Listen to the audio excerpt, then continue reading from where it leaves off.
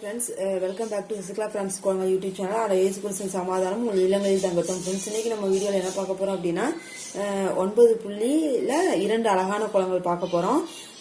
ரெண்டுமே 9 to 1 நேர் புள்ளி. வாங்க ஃப்ரெண்ட்ஸ், எப்படி போறதுன்னு பார்க்கலாம். வீடியோக்குள்ள போறதுக்குள்ளாடி அந்த ரெட் கலர் சப்ஸ்கிரைப் பட்டனை கிளிக் பண்ணிக்கோங்க. கூடவே அந்த பெல் ஐகானையும் பிரஸ் பண்ணிக்கோங்க ஃப்ரெண்ட்ஸ்.